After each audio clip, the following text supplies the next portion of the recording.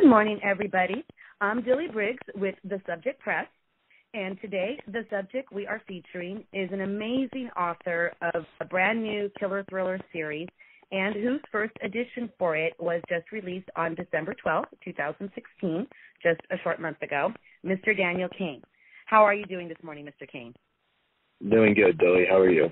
Oh, I'm doing great. Thank you for asking. I appreciate that you took the time to speak with us this morning. I have been reading up as much as I can on this, and I will say that I am intrigued. I am a person who does love books. So can you tell our listeners out there, what is the name of your new book series, and can you tell us a little bit of what it's about? Sure. The book series itself is the Markov Rendezvous. It's a series that is being brought about in several different books. The first book, of course, was just released, the Dosvedanya Kiss, Part 1. And the Russian mob, basically Russian mafia crime scene, it's not so much factually based. You know, it is a fiction book. Basically, it's my perspective of what I would see going on in this crime realm,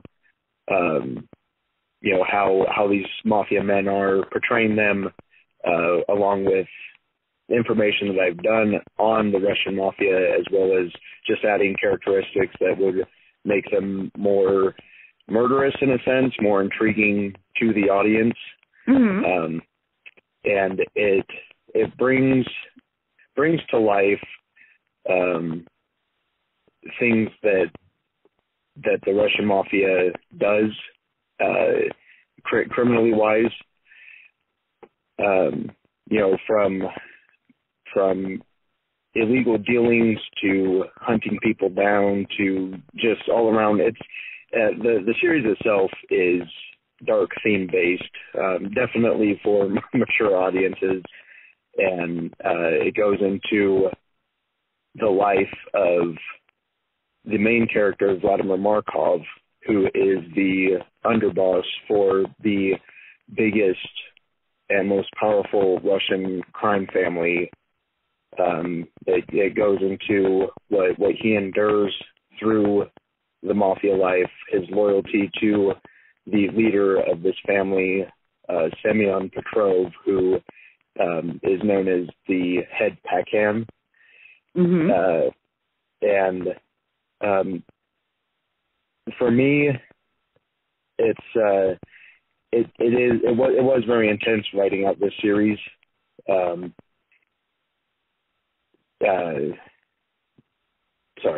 what was your influence on that? I mean, what was it as far as, you know, what made you come up with a Russian mafia thriller? What was kind of the influence on that? Was it something growing up, movies and things like that, or was it just something that you've always kind of had in your mind? These characters have kind of always been there. For me, it's something that's always been with me.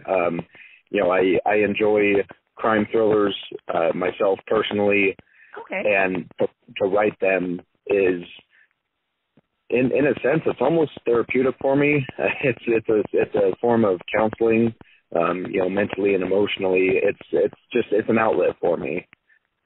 Just something that's like I said, always just been there. And I get that. I totally get that. That creative outlet of something that you've always had there. You know, so I totally understand that.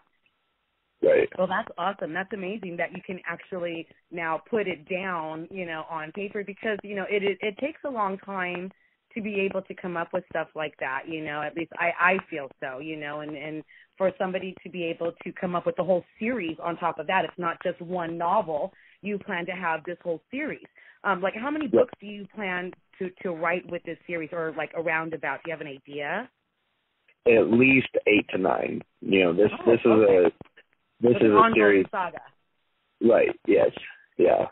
And they're not just short stories. They're actual novels that have a large picture story within the book itself. So there's there's going to be about 8 to 9 good-sized novels that go into this series, possibly even more. There's so many different outlets that I could take with this series. nice. Yeah, that gives you a lot of creative outlet and a lot of ways to go then. If it's going to be, I thought they were more of the short series. So if it's the long series novels, that's actually pretty cool because then you can also get a really long storyline out of every single one of them. So is this something that, like, you might plan to, since it is going to be a long storyline, is this something you maybe would like to plan to pitch to, like, say, HBO or Showtime down the line as far as to make, like, a mini-series of it? Or is just writing right now your main focus? Well, writing it right now is my main focus, but if the opportunity were to arise for me, that HBO, Showtime, or maybe even some movie director took interest in this series, it's definitely something that I would consider to bring more stuff. I would go see it for sure. Like, I know that person. I have to go see it now. After I read the book, of course. Because the books are always slightly different from the shows itself, but, because you can't always put every little detail in there. And that's the one thing I do love about authors is that you can put so much detail into those books that people really do get the feel of the story and they do get the feel of those characters. Have you been writing, like, a long time, or is this just something you've been wanting to do for a long time and just recently put it into writing? I've been writing for a very long time, a good 15 years, and it's just been the last year that I picked up becoming an author. It was actually February of 2016 that I began writing for this series, but overall I've been writing for about 15 years, and I have shared with people my writings, and I can't even begin to tell you how many people have told me, you are such a talented writer, why are you not publishing your talents and giving your ability to bring to life a scenario and characters? People would just say, why aren't you doing this? And I never knew what steps I could take to become an author. I thought, from getting a publisher to an editor to advertising, financially I didn't have the means. And it is a lot of work, and it's a lot more than what people do think it is. Right. Yeah. And finally, I just I took the steps to become an author. My very first step was write the book. Just write the book, get it done, regardless of I'll say this. When I was writing this book, I had a lot of insecurities about it. It was, what if this is too boring? What if it's not adding up? But I had to just get over that and do it. And I did. And now that I've got the book out there, now that it's sold, I've sold some copies. All the feedback that I've got is, wow, when's the second one coming out? Why were you stumbling yourself over your insecurities? Why did you wait so long, right? People were like, we need to know the next one now. Yes, exactly. And it boosted my confidence tenfold. It's exactly what I needed to just get over that hurdle, was getting the book out there. Now that it's out there, now that I know that it's good, I've gotten good feedback on it, I feel that I can successfully and confidently continue. And that's amazing. That truly is amazing, and that's wonderful to hear. At the same time, for any other aspiring authors out there, there is always that insecurity of your own work because it's going to be judged by the public, and but it's something that you want the public to see at the same time. So, it's wonderful that you took that step, and I'm really glad that you did, because we do need more authors out there. We do need more people taking that step, and taking that leap.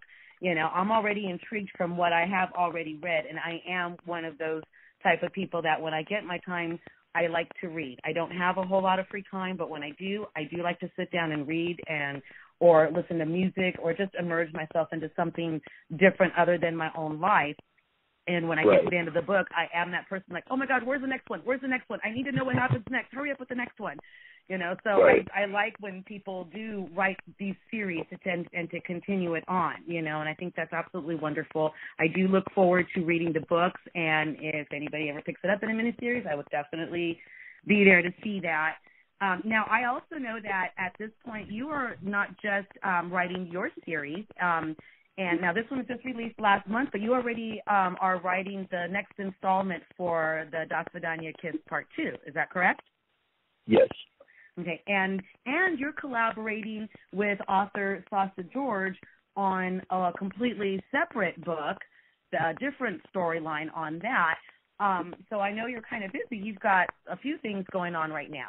How is that working with her? How is that collaboration for you? How is that going? Working with Sasha is great, and I'll tell you how this came about. She came to me with a presentation of the outline basis for this book that we are working on, The Man in the Other Room. Mm-hmm. And she is already an incredible and phenomenal writer as it is. I pick up one of her books, I'm just instantly hooked. So when she asked me if I would collaborate with her on The Man in the Other Room, you can imagine how ecstatic I was. For me, it felt like a huge honor and a privilege. I was like, wow, Sasha George wants to write a book with me. Yeah, no, I understand because she is amazing. I have all her vampire series, and I'm hooked on them too. So I'm right with you. So for me, it's an amazing experience being able to write this with her and to trade ideas with her, to let her into my mind and for her to let me into her mind. She came to me with praise for myself in the sense that I have such a strong background in understanding criminal and espionage writing. She praised me on the fact that I brought good masculine strategy, as she put it. I'm very, very talented in writing and attack, with skills with weaponry, action. So. Oh my God! I'm gonna have to order this book too now. Yes, I'm gonna have to order them all. The story behind The Man in the Other Room. She of course did most of the outline basis. She just needed a male portrayal in the book, which I offered to her. But the storyline for it all is, honestly, it's mind-blowing. And I can't wait to get this out with her for our audience to read and enjoy. Do you have a release date for that one, for The Man in the Other Room, or is it still kind of in the air right now? It's a little bit in the air, but I think we're really aiming towards early spring, possibly earlier. Okay. So you have several books that are going to be coming out. So, and for fans to be able to find you, now I know the Markov Rendezvous is available right now on Kindle in several languages, which is awesome, and I know it is available on paperback. Where can your fans go to purchase your books? Where can they go to check out your information and your writing? Well, like you said, it is available on Kindle.com for the Kindle, the ebook, or whatever that's called. It is also available on Amazon.com for the paperback version. Okay. To look more into the series itself, the Markov Rendezvous page can be found on Facebook. I personally, myself, do not have a website at this time, such as danielcaine.com. I'm getting one in the works, building it up and getting ready to launch it out there. But for now, the book itself can be published from Kindle.com, Amazon.com, and more information on the Markov Rendezvous can be found on the Markov Rendezvous Facebook page. Awesome. Well, that's great. So at least Anybody out there listening right now, if they're definitely interested, they can go and check that out, exactly where you said they can find you.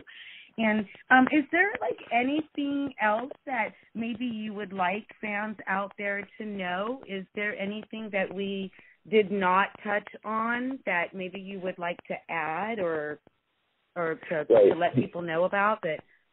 Yeah, basically, I want listeners to know that I, as an author, want to be depended upon for a good read.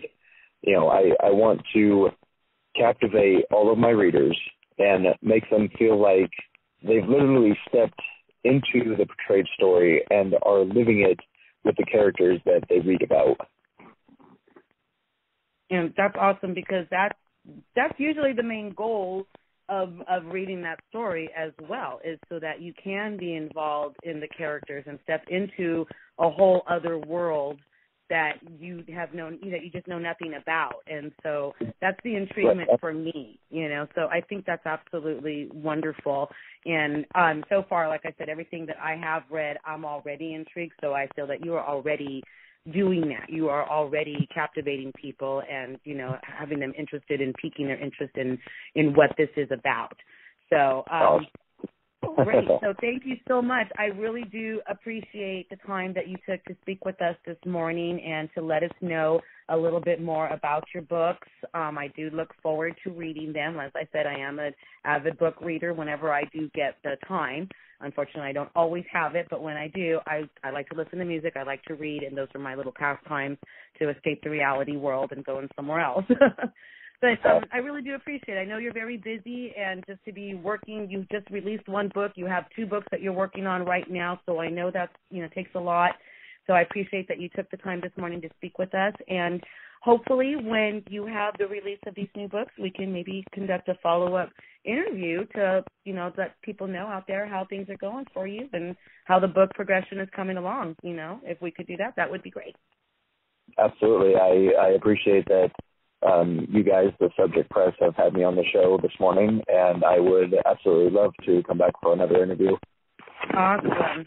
Thank you so much for your time. Well, once again, I am Dilly Brigs with the Subject Press, speaking with the amazing author Daniel Caine. His new book out right now, just make sure I hopefully pronounce it right, Markov Rendezvous. And the first edition is the Dosvedanya Kiss, Part 1, which is available now.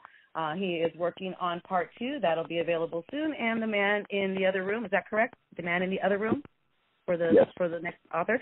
And we will just keep an eye out for when that's going to be available. So thank you so much, Mr. Caine, for speaking with us, and we will catch you another time. All right. Thank you, Dilly. Thank you. You have a great day. You as well. Okay.